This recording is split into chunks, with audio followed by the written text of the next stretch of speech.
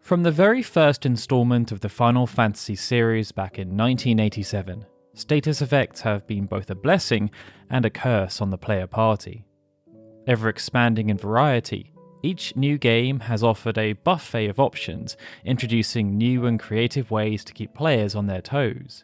And while many status effects have served to assist in player success, such as haste or the ever-elusive auto life, there have been those designed to do the exact opposite, often altering the entire trajectory of a conflict and even contributing to anger-inducing rage quits. These afflictions often occur on a regular basis and remain unforgettable staples of the gameplay experience because of how absolutely devastating they can be if left unchecked.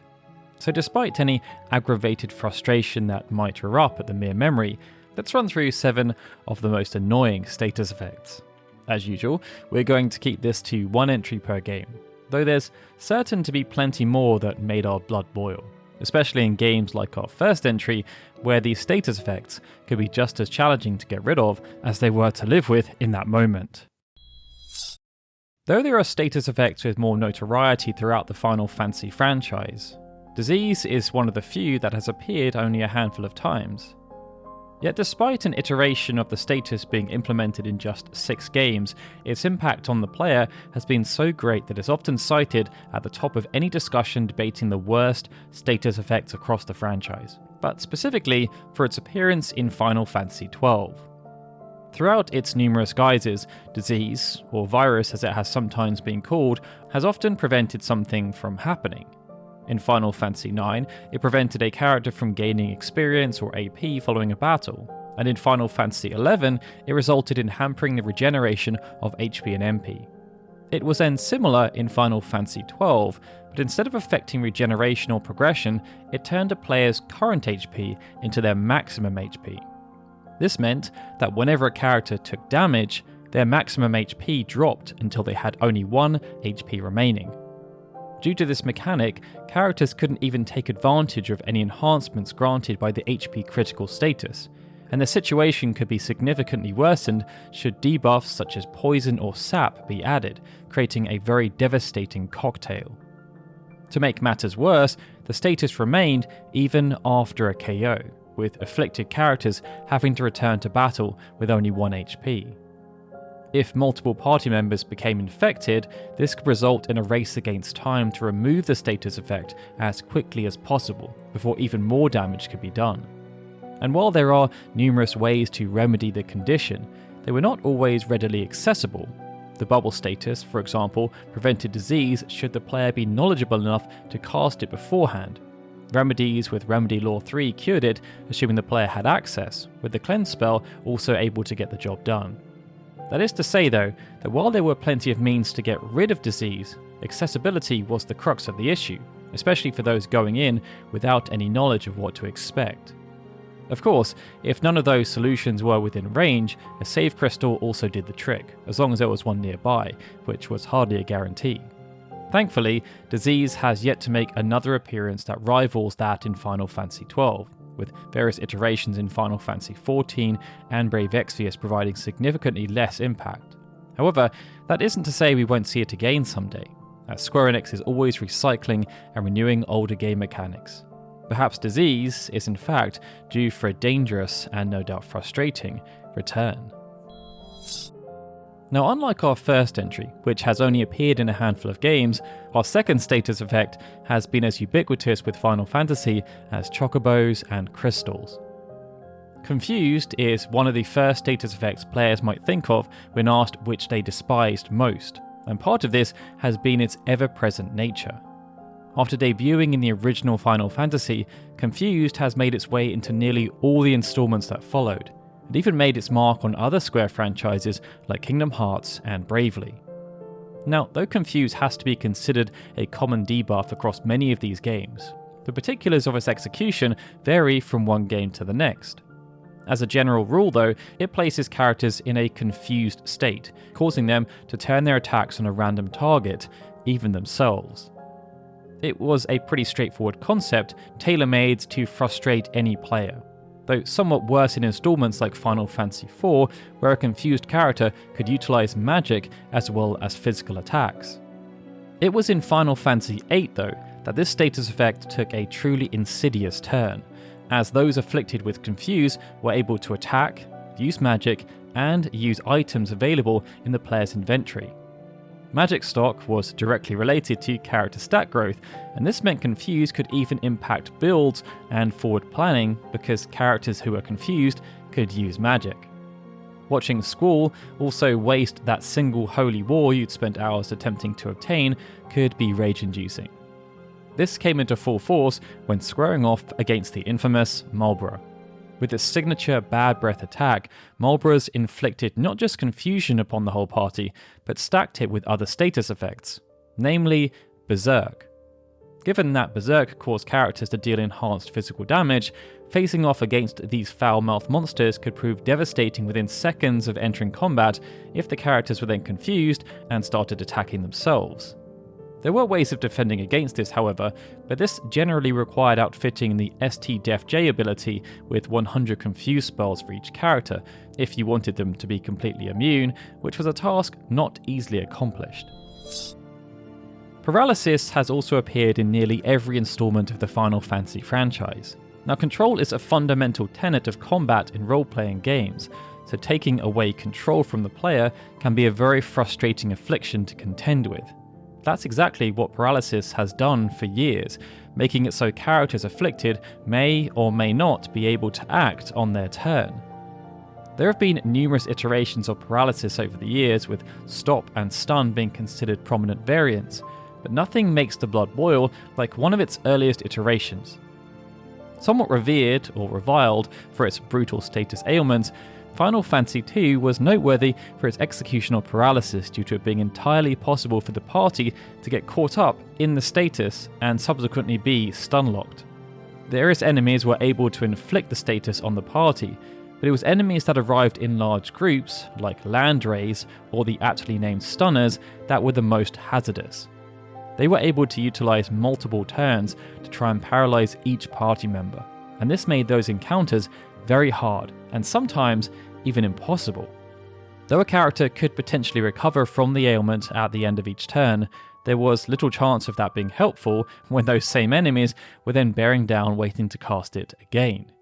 It was perhaps because of this that Square seemingly downgraded the effectiveness of paralysis from this point onwards, but those earlier entries in the franchise were nightmare fuel, causing players to sit there and watch as their party was destroyed by sometimes seemingly harmless enemies. Final Fantasy IX had some quite unique status effects, and one of them, called Heat, was rather brutal. Heat has sometimes appeared as an obscure status effect, adopting different names or no name at all in the case of Final Fantasy VI. In a majority of examples, it was related to body temperature or warmth, akin to a real-life fever rising up within the body that caused harm due to overexertion. Of the few versions of Heat that have come and gone, however, Final Fantasy IX's has been by far the worst. Inflicted by the spell Mustard Bomb, it caused the target to glow orange for its duration. And this was perhaps so memorable in the psyches of players because of its appearance in the fight with Soul Cage at the Aether Tree. While Soul Cage was an undead creature and therefore susceptible to healing items and spells, should the player have failed to realise this, they could be in for a tough encounter. Because Soul Cage possessed so many devastating attacks, its consistent barrage of Mustard Bomb spells could quickly turn an already difficult encounter downright overwhelming. With the player potentially caught up in healing their party, a character stricken by heat might go unnoticed, resulting in an unexpected KO. To make matters worse, this encounter was probably the first time the player encountered the heat status, and so they would have no idea why their character was glowing orange, or what that meant, or why those characters were then dying. Thankfully, heat did wear off eventually, assuming the player didn't accidentally make the infected character do anything before that happened. Now, in keeping with the nature of the spell, heat could be countered by casting an ice elemental attack on the target.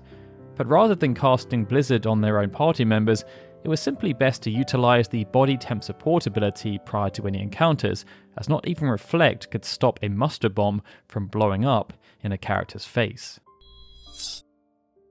Zombie is a status that, while not as obscure as heat or disease, has appeared with far less consistency than other status effects. Yet, it has been no less memorable, and has been around enough times to be considered a series staple.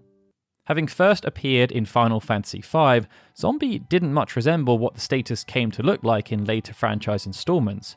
Instead, it was somewhat similar to Confuse, as the player lost control of the infected character, leaving them to attack their allies. Zombie also rendered the characters immune to most other status effects, as well as physical damage. It was the undead status, also introduced in Final Fantasy V, that possessed the properties later iterations of Zombie then adopted. Specifically, that the afflicted character took damage from traditional curatives, and in turn, only being healed by drain or death spells. It wasn't until Final Fantasy VIII that the zombie status fully transitioned into assuming the characteristics of the undead status as seen in Final Fantasy V, VI, and Tactics. It was this interpretation that was then carried forward into Final Fantasy X, which has been by far the most annoying appearance of the status to date. Final Fantasy X's version of zombie wasn't revolutionary compared to what had come before, and very few regular enemies throughout the game used the status. Seymour Flux served as one of the most prominent examples of this, as its Lance of Atrophy infected whoever he attacked. This was quite manageable, however, but it merely teased what lay in wait, as it was Yunalesca who took things up a notch. Not only was this fight challenging in general, but in her second form, Yunalesca infected the entire party with zombie via her Hellbiter attack, before doing her best to cast Regen and Cura as the player scrambled to use whatever holy waters or remedies they might have at their disposal.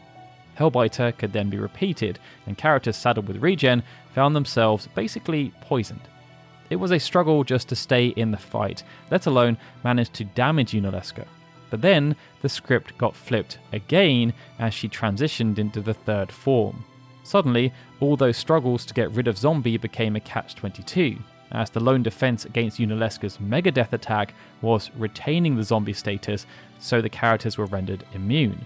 The whole fight was therefore a balancing act of knowing when to use holy waters and when enough damage had been dealt to anticipate the third act. Let the pendulum swing too far in either direction, and a game over became a frustrating, hair-pulling finale, not least because you'd have to watch the preceding lengthy cutscene all over again. Like some of our previous status effects, petrification or stone has been around since the very dawn of the franchise, making an appearance in nearly every game. Once afflicted, characters were turned to stone and assumed to be KO'd. But the manifestation of this has varied, and that brings us on to one of the more novel interpretations which appeared in Final Fantasy X-2. Like in Final Fantasy X, petrification was a two-step process.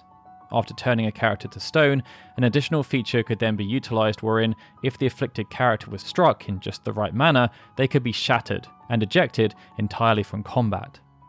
Having clearly embraced status effects, Final Fantasy X at least provided the player with the grace of having the conditional turn-based battle system, allowing time to strategize. It was a game where enemies had enough consideration to sit quietly in the background and do nothing as you made your decisions. So, if a player got petrified, there was often time to rectify that before the enemy struck that second blow. Unless, of course, the fight was underwater, where shattering occurred automatically. Final Fantasy X-2, however, took a slightly different tact. Its combat was active time, snappier and flashier. And while there was a wait option for the battle system that could be selected in the configuration menu, it only marginally slowed down the chaos. Thankfully, the developers did do players a service by making it somewhat less likely a character could be afflicted by Petrify, but this only lulled them into a false sense of security, as when it did happen, you'd have to wait the grueling long seconds of the ATB gauge to fill again, only for an enemy to have likely shattered the petrified character before that happened. To add insult to injury, if a character was shattered, they had to be revived and healed once the battle concluded. That then ties in with our last status effect, Eject, as it also removed characters from battle, just in a different way. Eject was first introduced in Final Fantasy V as Erased, But unlike most later iterations of the status, it could actually be rectified using the return spell, which restarted a battle from the beginning. This was not the case in Final Fantasy VII, however, where the eject status resurfaced in the most annoying of fashions. The status could first be encountered if players were brave enough or unlucky enough to fight against the Midgar Zolom. Outside of hitting like a truck, the encounter could be made even harder thanks to its Blown Away ability, which removed 2 characters from the fight. Worse than that, however, was if one sought out Ruby Weapon. The super boss wasted little time in using World Sand to eject 2 party members from the fight before digging its claws in and taking the rest of its rage out on whichever character was left. And while Ruby Weapon was an optional boss that today has dozens of online tutorials to its name, for players wanting to get through the game without cheats or without using the internet back in the 90s, it was a punishing, frustrating, and nearly impossible struggle, as well as a brutal shock for first-timers who were just curious about what that little head was bobbing along in the sand around the gold saucer. Even with those tutorials though, Ruby Weapon can still present a challenge as almost all strategies require a tedious amount of leveling, minigames, and item collecting to accomplish. Eject did have its saving grace though, as a Shimmer truck coming in at the end of the fight with Palmer did a great job of bouncing him right off the screen. And with that, they were 7 of the most annoying status effects from across the Final Fantasy franchise. Please share in your comments below which you've come unstuck by, and any others that you feel deserve a mention. And if you enjoyed the video, please hit the like button and subscribe for more content. Alright everyone, with that, this is Darryl signing out. As always, I'd like to give a big thank you to all of our Patreon and YouTube membership supporters, especially Benjamin Snow, Christopher Gardner, Christopher Milstead, Cody Keith, EXP Required on YouTube, Gregory, Nate Hancock, and Zukin TDK, who are super special Onion Eye supporters, and of course, a big thank you to everyone for watching this video. I'll see you all again soon for more Final Fantasy goodness.